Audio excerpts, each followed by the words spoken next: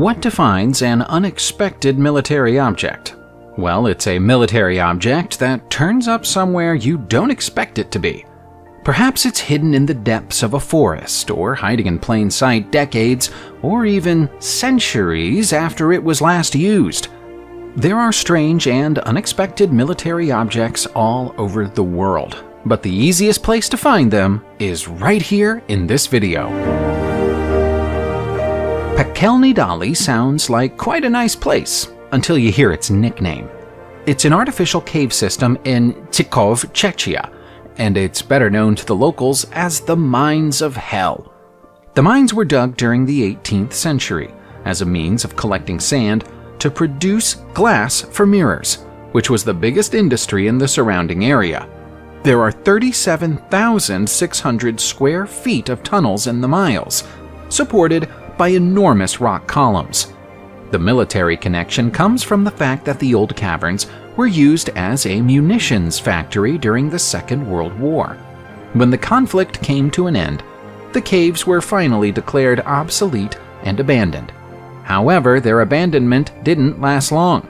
At the start of the 1960s, a motorcycle club moved into the caves, and they're still there today. The caves are now a meeting place for bikers, but there are also motorbike racing tracks painted through the tunnels. We're told it's a very dangerous place to race. Looking at these images, we don't doubt it. These days, there's even a fully stocked underground bar and nightclub area. The caves of hell aren't abandoned, but their military use is long forgotten. Here's another strange military site in Czechia. It's the Military Technical Museum of Lesiny in Týnek nad Sázavou. There are more than 400 military vehicles permanently parked at the museum, most of which are tanks. Of all the tanks at the museum, none is more famous than the bright pink Russian tank. This old war machine was once on display in the middle of Kinsky Square in Prague. Originally, it was known as the Monument to Soviet Tank Crews, and commemorated the liberation of Prague from the Nazis by the Soviet Union at the end of the Second World War.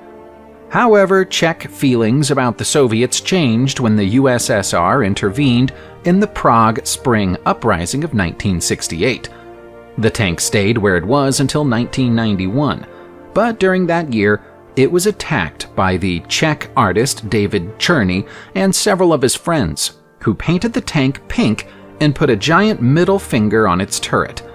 David was jailed, and the tank was hastily painted green again, but protesters returned to the site and gave it another coating of pink.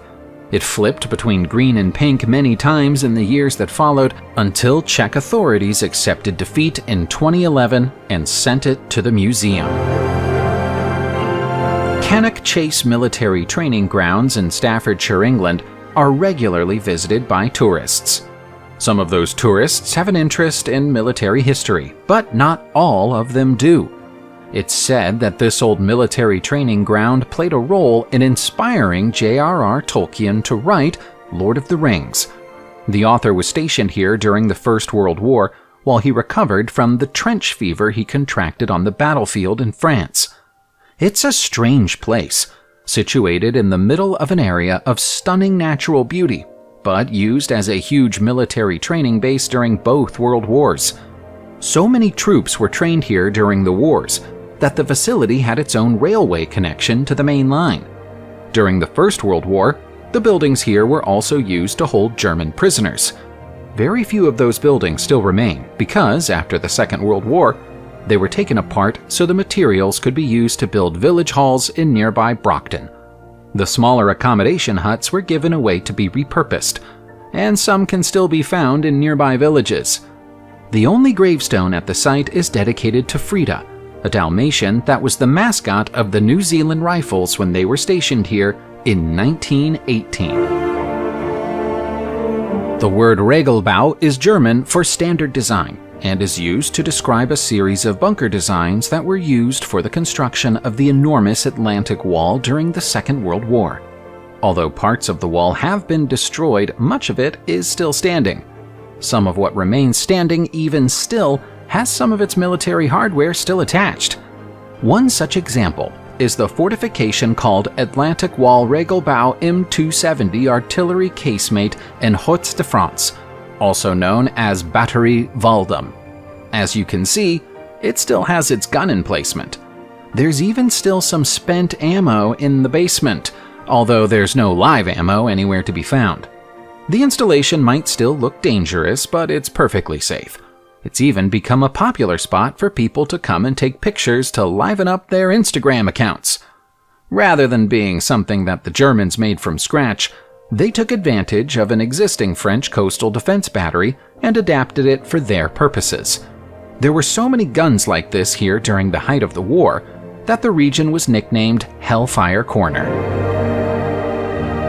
You'll rarely find a collection of abandoned military bunkers in more scenic a location than Vieques in Puerto Rico. Vieques is a tiny island, so when the U.S. Army turned up during World War II to build these bunkers, they outnumbered the general population easily. While this might sound like a strange place to build a bunker, Vieques became strategically important during the war. The U.S. thought that fortifying it was so important that it was financially worthwhile to buy 2/3 of the land in 1941 to build their bunkers, mostly using them as ammunition stores. They fit so snugly into the contours of the hills that the entrances to them are invisible when seen from above. Controversially, the U.S. stayed on the island after the war ended and used it to conduct weapons testing, a practice that the natives abhorred and protested against, eventually forcing the army off the island in 2003. When they left, they abandoned not only their bunkers, but also an unknown number of exploded bombs that still pose a risk to the lives of the residents today. The U.S. National Fish and Wildlife Service has recently volunteered to clean up the mess that the army left behind. Vis Island in Croatia was once known as Yugoslavia's Forbidden Island. It's not quite as forbidden as it used to be now Yugoslavia no longer exists, but there are still plenty of military secrets to be found on it. The island is the furthest from the mainland of all Croatia's islands, and so it became strategically important during World War II. Yugoslavian leader Josip Broz Tito knew this, and so he had the island heavily fortified.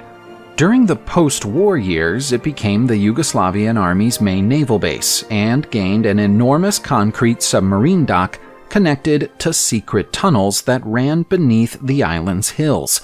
When Croatia assumed control of Vis in the early 1990s, it was decided that most of the equipment was obsolete and the fortifications weren't necessary, so they were abandoned. Some of the Cold War-era installations still remain in situ, though, and there are enough tourists willing to pay to be shown around them to keep several local people in business. If you want to see the really good stuff, though, you'll have to take a trip to the island's museum.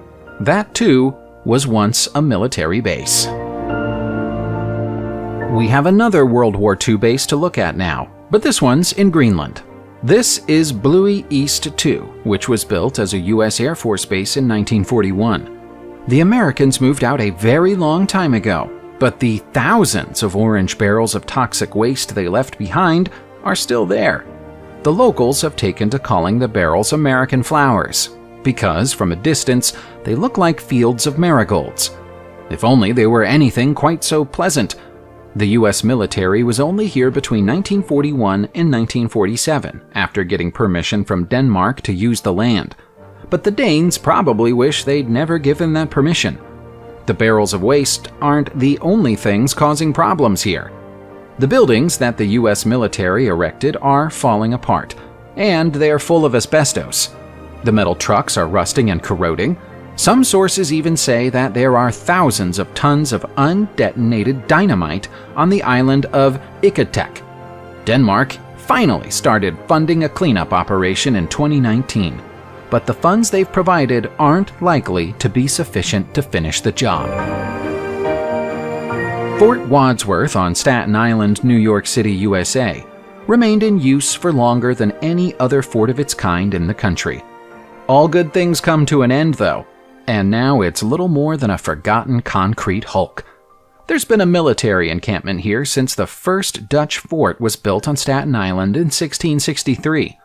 The English seized it during the Revolutionary War in 1776, but America won its independence, and the base was occupied by the newly independent country's military. The base was extensively renovated and expanded in 1861, not long after the start of the Civil War. It was given the name Fort Wadsworth in honor of Union Army war hero Brigadier General James Wadsworth at about that time. Although its usage was scaled down during the 20th century, there was still a small army presence here until it was formally decommissioned in 1994. Today, Fort Wadsworth is part of the Gateway National Recreation Area. Parts of it remain off-limits to the public, but other parts are open for picnics, bird-watching, and even overnight camping. Many of us dream of owning our own private island. If you're one of them, perhaps you could try to claim McNabb's Island in Nova Scotia, Canada. It's abandoned today, but that hasn't always been the case. In fact, there are decaying relics of its former life all over the land. Once upon a time, families lived here, along with a few members of the military and a small soda factory. The story of the island's permanent occupation begins with Peter McNabb, who settled here with his family during the 1780s. He'd fished on the island before and liked it so much that he decided to stay. He brought his extended family here too, and so generation after generation of McNabbs lived and thrived here until the last of them died of old age in 1934. With the McNabbs gone, the military moved in and used it as a base during the Second World War, but left as soon as the conflict was over. As for the soda factory, nobody knows how it got there. Some people speculate that it wasn't even a soda factory at all. Instead, they believe that it's where the McNabb family brewed black market alcohol as a means of sustaining themselves during the Prohibition era. Culebra in Puerto Rico is a stunning and glamorous location, but it would look a whole lot more glamorous if it weren't covered in pieces of abandoned tanks. The locals have done their best to make them fit better with the tropical scenery, but even so, they stick out like a sore thumb.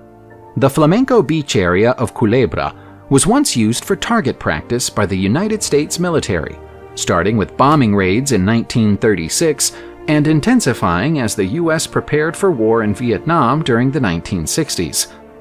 The locals understandably hated the use of their otherwise beautiful beach for this purpose, and began protesting and occupying the land until the military finally had to withdraw in 1975. In an act of pettiness, they decided not to clean up behind themselves and left the locals to deal with the battered, broken frames of these Second World War tanks. They occasionally attract the attention of a graffiti artist, who visit them sometimes to give them a new look, but they're still a bizarre sight to be struck by if you arrive in Culebra without knowing they're there. Tanks aren't usually considered cute, and yet there's something undeniably cute about Stompy, the Soviet T-34 tank standing in Mandela Way, London, England. This old vehicle is a veteran of the Prague Spring during the 1960s, but today the war it fights is a symbolic one. A London-based businessman called Russell Gray bought this plot of land in 1995 with the intention of developing it, but the local council refused his application. Russell was annoyed and sent a new application to install a tank on the land. The council presumed he wanted to build a septic tank, and so they granted permission. Instead, Russell bought the tank from film producers who'd recently used it for shooting and placed it on the land, with the turret pointed directly at the council's local offices. The council failed to see the funny side and demanded that he remove it, but their own paperwork grants him permission for the permanent installation of a tank, so there's nothing they can do. Every now and then, Stompy gets a new color scheme from local graffiti artists. Most recently, he's been painted blue in a show of support for the British National Health Service. You'd have to take a very close look at Fort Armistead in Baltimore, Maryland, USA in order to realize that it ever had anything to do with the military. To the untrained eye, it's just a gloomy subterranean shelter full of weeds and graffiti. It also looks a lot older than it is.